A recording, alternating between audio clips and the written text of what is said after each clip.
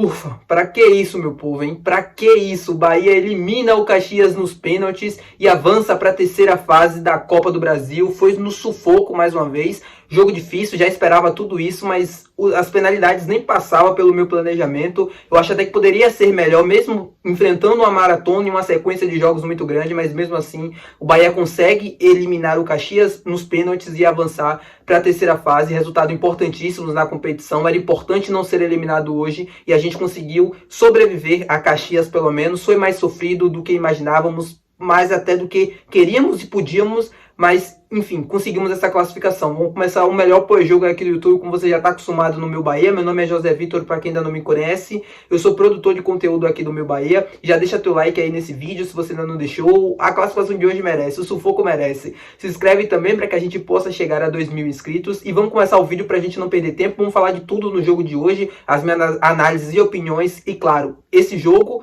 tem coisas pra gente destacar importantíssimas também, tanto positivas quanto negativas. Tem os dois lados da balança na minha visão. Vamos começar primeiro pelo começo do jogo, né? O Bahia acabou sofrendo gol logo no começo da partida ali, um gol contra do Caio Alexandre. Eu comentei até no Twitter, né? Eu falei, eu nunca vi um jogador começar tão mal assim, eu pelo menos não me recordava. Os 5 primeiros minutos, mais ou menos, tão mal vestindo a camisa do Bahia. O Caio Alexandre errou simplesmente tudo o que ele tentou fazer nos primeiros 5 minutos ali, até terminar no gol contra. E, enfim, é algo que acontece, é algo do futebol, não é condenável. O Caio Alexandre é um baita jogador, nos ajuda bastante e conseguiu dar a volta por cima, né? Não se abateu, não continuou aquela jornada ruim, deu a volta por cima dentro do jogo e conseguiu terminar, não fazendo uma partida brilhante, mas uma partida ok, aceitável. Foi um Bahia que a partir daí começou a se impor na posse de bola também. O Caxias, como característica, marca bastante atrás na linha da bola e faria isso, né, com a vantagem no placar. Acabou se concretizando. Foi um Bahia que tentou se impor, foi um Bahia que foi para cima, controlando o jogo na posse de bola e fez isso muito bem durante boa parte do primeiro tempo. Conseguiu criar situações, mesmo com poucas finalizações, conseguiu criar situações e foi efetivas, né, nas duas que criou. Tanto o passe do Cuesta pro Cauli, que é, cara, sensacional. Eu vou falar mais desse passe, tanto no gol do Tassiano, atacando, né, a área e, enfim, aproveitando ali a oportunidade para fazer o gol. O passe do Cuesta, importantíssimos, para que vocês fiquem atentos à importância de ter um zagueiro canhoto. Um zagueiro canhoto, só você ter um zagueiro canhoto facilita e te dá aquela opção de passe ali. O Cuesta, na perna esquerda, encontra e quebra praticamente a linha toda de defesa do Caxias, encontrando o Cauli para que ele possa fazer o remate para o gol. O gol do Tassiano também, o passe do Everaldo, a assistência do Everaldo, se eu não me engano, bastante, assim, a partida do Everaldo, na minha visão, foi boa, foi bastante produtiva, mesmo com a bola e sem a bola, não foi brilhante, mas foi ok, fez muito bem o seu papel durante boa parte do jogo, nos pênaltis também converteu bem. É isso, é torcer para que esses jogadores que começaram um pouco mal a temporada, o Everaldo começou bem, mas depois deu uma queda, que eles consigam participar, né, e ajudar bastante a equipe em números também, ser efetivos. Eu falei do Everaldo porque eu sabia que vai passar despercebido, ainda mais com essa questão dos pênaltis, mas é importante pontuar isso aqui, mesmo quando o Bahia não vai bem ou quando não ganha e tal, o Everaldo não fez uma má partida na minha visão. Enfim, foi um Bahia que conseguiu construir a vantagem, controlou bem o jogo durante boa parte e no segundo tempo, como já era esperado, tentou controlar o jogo, mas o segundo tempo praticamente não aconteceu. Foi um Caxias que fez bastante faltas, o Bahia também, foi um jogo mais pitocado, o Bahia, óbvio, tentando controlar, faltou aquele ritmo a mais, faltou aquela intensidade a mais, mesmo com o placar já construído, e entra naquilo que eu falei para vocês na análise inicial. Eu sabia que o Bahia não iria fazer isso, até porque vem enfrentando uma sequência muito desgastante de jogos fora de casa. O Bahia estava jogando no sábado em Jequié, aqui no interior do estado da Bahia, viajou para o sul do país. A gente sabe que o Brasil é um país continental, então as distâncias são muito grandes e são pesadas.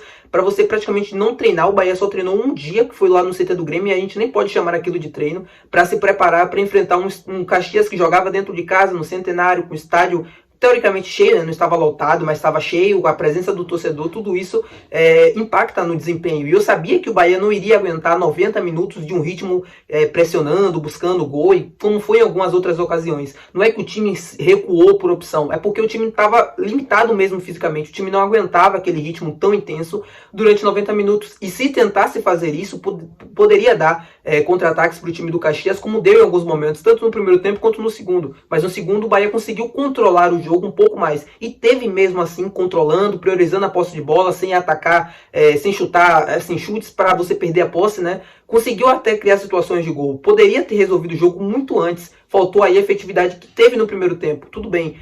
e a partir dos 30 minutos para o final em diante, eu não culpo o Ceni. Assim, eu vi o comentarista do Sport TV falando, faltou apetite. Mas é muito óbvio para um time que, como eu falei para vocês, está enfrentando essa sequência. A gente sempre fala e sempre pontua aqui e todo mundo entende. Quando as coisas às vezes não acontecem dentro do campo, é normal que o torcedor fique chateado, se frustre, fale bastante. Se fosse eliminado hoje, estaria falando barbaridades e é óbvio, tem razão até certo ponto, mas eu não consigo criticar essa queda de intensidade ali nos minutos finais do jogo, principalmente no segundo tempo, porque era esperado para um time que está nos fiascos fisicamente. O time do Bahia está precisando mesmo voltar para Salvador, para Fonte Nova, fazer jogos em casa, treinar, ter tempo para se recuperar também, e era importante isso.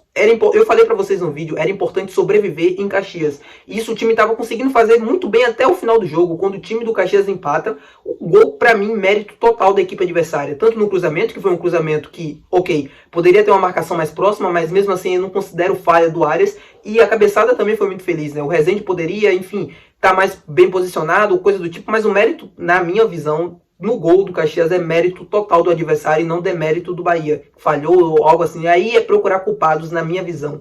E, enfim, o 2-2 era um resultado, na minha visão, injusto mesmo o Bahia. Injusto entre aspas, né? Porque durante o jogo se mostrou ser uma equipe melhor, que tecnicamente é bastante superior, que criou volume, criou situações, mesmo com um número baixo de finalizações, né? Comparado ao normal, que é muito alto. Foi uma equipe que gerou situações e poderia ter resolvido o jogo bem antes, mas não aproveitou. E aí quando você não aproveita, óbvio, você deixa o adversário vivo no jogo, e foi o que o Bahia fez. O Caxias ficou vivo durante o segundo tempo inteiro, né, com o Bahia não resolvendo o jogo, e aí você tá sujeito a acontecer aquele tipo de coisa. Infelizmente aconteceu. E como eu volto a dizer, para mim mérito do adversário, mas enfim, passando essa questão do empate, resultado amarguíssimo, e era necessário, dentro dos pênaltis, fazer valer a superioridade do Bahia. Eu não acredito que pênaltis é loteria. Para mim, pênaltis é uma série de combinações de fatores que envolvem qualidade do goleiro, dos batedores e tudo mais. E o time do Bahia, em batedores e tanto no gol, é superior ao time do Caxias. E, enfim, eu esperava essa classificação e o Bahia tinha todas as credenciais logo no começo das cobranças para conseguir levar tranquilamente a série e classificar. Era só fazer, se eu não me engano, estava 2-0 pro Bahia, ou 1-0, depois o Caxias perdeu e poderia se abrir 2-0. E o Bahia não fez isso.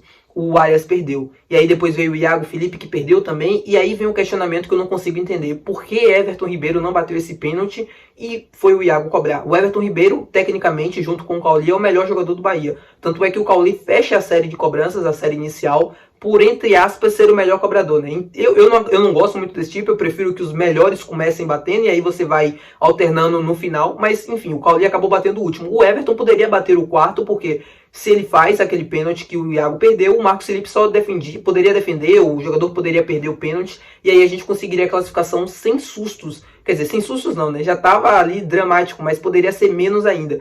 E isso não aconteceu. As séries continuam, o Biel bate, depois o Everton Ribeiro bate, e aí eu não entendo porque ele foi o quinto cobrador a bater, e enfim, não entendi muito bem. Sexto não, acho que foi o sétimo, né? Viajei agora. O Extra fechando muito bem, né, a série de cobranças. Então, assim, no modo geral, poderia ser mais tranquilo? Poderia, e deveria até. Não foi. Mas eu não consigo criticar a atuação geral do Bahia nos 90 minutos, porque eu entendi muito bem as limitações que o time tinha. O Bahia fez e tentou se impor e tentou controlar o jogo, fez isso muito bem durante boa parte do jogo. No segundo tempo, óbvio, tem uma queda de produção que para mim é natural pelo desgaste que o time vem tendo no acumulativo dos jogos fora de casa. E aí o gol do Caxias para mim nasce de uma total felicidade do adversário em conseguir encontrar o cruzamento e o cabeceio. Aquele lance poderia não ter acontecido, por exemplo, se o Bahia não perde a bola no ataque, aí a gente não estaria falando dessa queda de produção e tudo mais.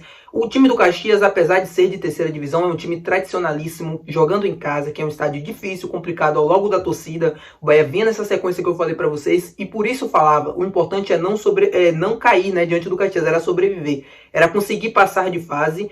Óbvio, no meu planejamento não esperava pênalti, esperava um triunfo do time apertado, um 2-1, 1-0, algo do tipo, ou poderia ter sido mais, né, se o Bahia aproveitasse as chances, e mesmo com todas as limitações, mesmo com bastante desgaste nos jogos e tudo mais, o time conseguiu criar situações, conseguiu gerar finalizações que poderiam ter resultado em gols, que a gente não precisaria estar passando por isso. Então é por isso que eu falo, poderia ter sido melhor, deveria, mas não consigo criticar a atuação do time no modo geral. O importante hoje era sobreviver. Classificamos sem criar cenário de terra arrasada ou de deficiências gravíssimas e coisas do tipo na minha visão. Esse time tem problemas? Tem, é muito visível. O Ceni vai arrumando, vai tentando encontrar soluções até o Campeonato Brasileiro. Vai abrir uma janela em abril, a gente vai poder contratar jogadores que estejam disputando os estaduais pelo Brasil ou livres pelo mercado. E aí a gente pode trazer um zagueiro ou um lateral esquerdo, que nesse momento é urgente. Tá muito claro isso, mas é isso. Para mim não pode se criar um cenário de terra arrasada, acho que nem deve, porque a gente precisa entender esse desgaste e para mim é muito natural, é óbvio, o desempenho não ia ser